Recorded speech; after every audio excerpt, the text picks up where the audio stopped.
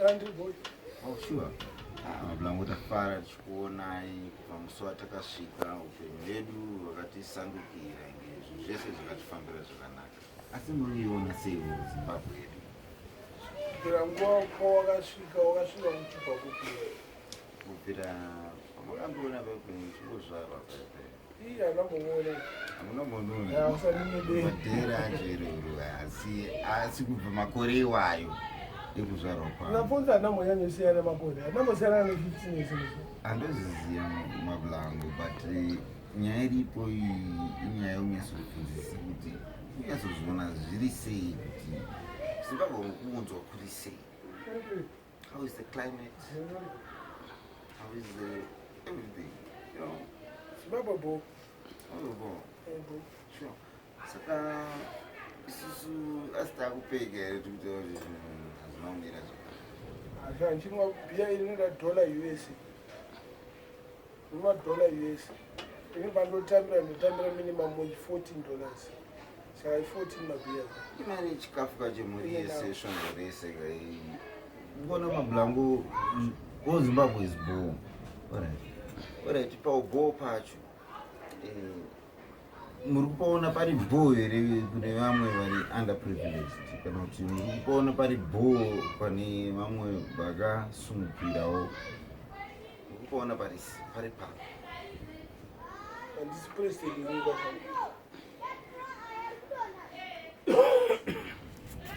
zvino. Handingambotarisa vanhu vari underprivileged kuti andotarisa family yangu. Nhamo totoinzwira next door. Okay. Asi Mablango, pane chikumbiro chandachikumbirisa. Nda kutaurira pasi. Chikumbiro chandachikumbirisa Mablango inini chikumbiro chihombe ichocho. Mablango ziyai kuti Zimbabwe zvinhu apa Zvadzvanya apa handisi kunyeba apa. Vanhu vanogona kupretenda zvavo vachinakirwa. Asi Mablango ka chokwadi chakanaka ka vanhu ka they are suffering. Zvadzvanya iwewe ndakana kuti takawanda avo mwasuda kutaura vamwe vanonyara ini nyatsotaura kuti wamutsvaka basa ndaenda kuindastry vakatora hama dzavo dzakabva mushishamari kaona dziri mabhegi udzwa dziri paTPZ apa. Iwe kuna nebhegi chabara atodzisiya mombe uenda kwamainhingi kundari upiwe mari yebhazi udzwa.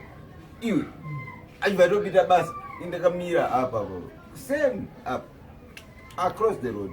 But mumwe munhu akapinda basa should be happy is one man out of the street. But he is coming from Chipinge downtown there and I'm here where I could walk to work.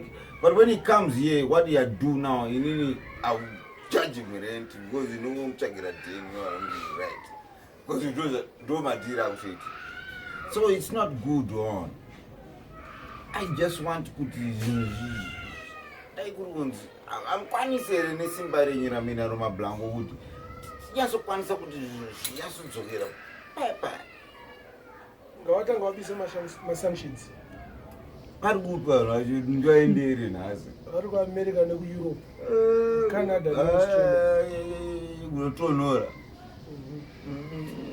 Asi majuzi mungatengera dega. Kozi vanhu ava kava. Saka ndo vanhu vakuitisa zvese izvi. Aiwa, kana vanhu ivavo vachiitisa izvi, vanhu vaipa. Ndasikazvizivi. Uza mupfungwa dzangu ndati Mablango imi pamunoenda ukoko ndinondotaurira kuti Zimbabwe ngakukanganiswe vana basa vapanawa. Just like yesterday andina ndakaita transaction yangu nebank rangu, Bank of Montreal. Exactly, I remember. Western Union andina. Exactly. Ndakazvitumira mari but vakaholda mari yangu. Vaholda mari yangu ndakafonera Western Union. That's fraudulent. It's not fraudulent. Kune vanhu vanenge vachiita fraud, vanenge vachiprotecta business ravo. Inini ndakaspenda $20 ndichiona kuAmerica. Out of those people, I don't think ndachifona kuAmerica, ndachifona kana kuPakistan. They outsource my telephone operators kuAmerica, avadi kubhadhara. waiziya. Then inini position yandakazopinda ndakazofonera bank rangu direct. Yakipi? Yazorodza munoziva zvamuri. Right. Bank rangu ndone ndakataura kuti no. Ndaita transaction yangu ndachitumira gauro.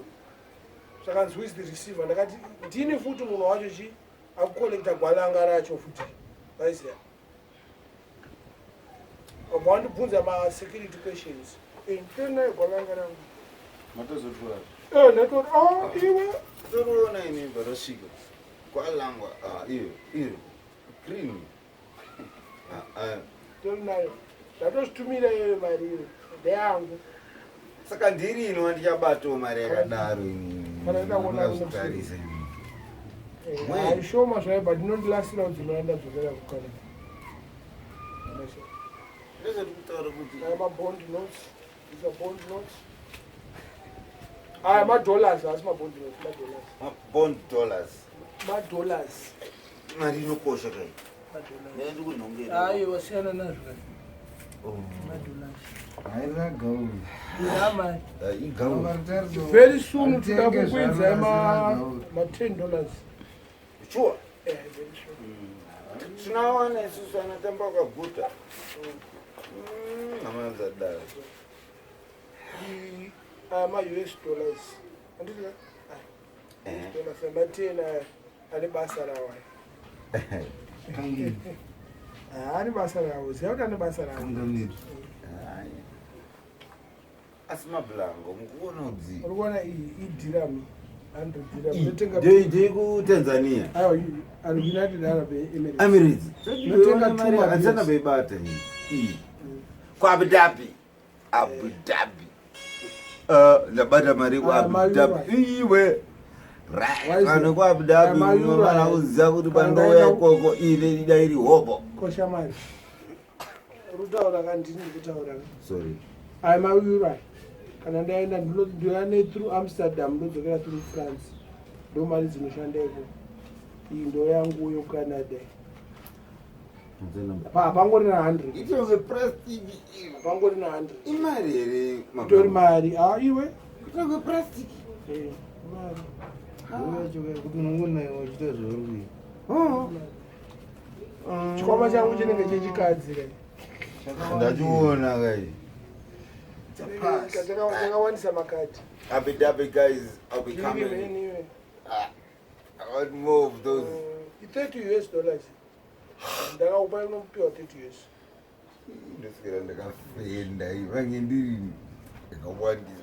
Right. That was the money talk. That was the money talk. But the reality talk is how are you deeming society and people you have interacted with when you came in this country? How do you deem friends, family, and whoever? You can just mention whatever you feel. There's a lot of fake friends around. Sure. Real friends, just a few. I understand. Just a few. Just a few. So do you have any strategy of anything to just organize when you see that there is fake friendship, real family friendship, or real family union? Have you got a plan to reassociate yourself with fake things? I don't associate myself with fake things, John. I'm real as a motherfucker, man. Oh. Sorry, getting nowhere. I feel like. Anyway, I just feel like I should ask you just more. So how are the girls in Sha, I don't go to America, Sha. Canada is in America. I know. United States of America is in America. Mexico is in America. So I live in the continent of North America. North America. North America, yeah. Not South America. No, South America is Brazil, Argentina. But how is life there compared to here? Kwakuboa. Samukutoda kuno. Vatotenga dhini Sha. Ndokunge nawana mari yacho. kaunga dhinga unge Mbare waisiya pane zvakaipera apa mune matigonera tinoona kwekuswera okura kunonakidza aiwa mune titoona kwekuswera saka uda uswera pamapango utazoswera mbao ndine kumba here udaro ndina kumba mabrangoanga kutaura chokwadi handina kumba asi mukatika nedare pekuswera paoffice zoti right come here and let's talk business and ndedhene maitoro muda usirwa mutituna pakaswera ndati kutoda iyoyo usatodira iwe muchiramba tine varigadi nembatutu irwa zvedu mbatutu ndikati sipi aiwa mubvati sipi saka uda kuti nditenge dheni yekuti panogara varume ndinoda kutenga dheni yekuti ndikwatsvagawo mukadzi anogarawo ipapo aiwa kandi varume anenge ari magarden boy here mukadzi akazoenda kugadheni abana ivi kuziya strategy stage tiba tichikida shamani pamwe pacho motombotikanganisa sometimes ndinoda kutomboita si namboita rock and roll ndiri ndega motikari but ndinongozara motikari ndokutsvaga mukadzi sori wedisha ndikaona motikari yamukandofonda akufanira kuenda kuenda kwani ndogaya kuti ndikasare ndotovhura do ndodatoti inda kutorwa shoes inge I'm entitled to go rikaze kuti aiwa ndokutovhirikidza pata sori zvenyu ndikumbira riregerere fange ndiri seni zvangu ndo zvandogara ndichinyasoita asi mandiregerera ndi iwe ndakauregerera kudhara aiwa kana madaro maita bobo zvingoona kuti izvi zvacho ndezvokuti vamwe vacho havanzwisise kuti vanhu vari kufambira nezvei kana zvikuitwa ndezvei unofunga kuti tofanira kunge tingori tese asi ini ndakuziziya alright for example andika if I want to go to Steers is it Steers maribs stairs yeah if I want to go to Steers for myself to buy my ribs and kana ndasvika kusteers nda kutenga maribs angu kana ribs and chips it cost me $11 for one box of ribs like double pack and just for you $11 and it's a lot of money $11 US saka if I have 5 guys azviitika but kana ndine one munhu ari musikana wangu kana kuti one munhu anenge angohakirawo angoremberawo is $33 aiwa tingaone masalad yedu toisawo 1000 Ireland you know what I mean then we can rock I know this time I don't understand. I overstand because what you're talking is very real.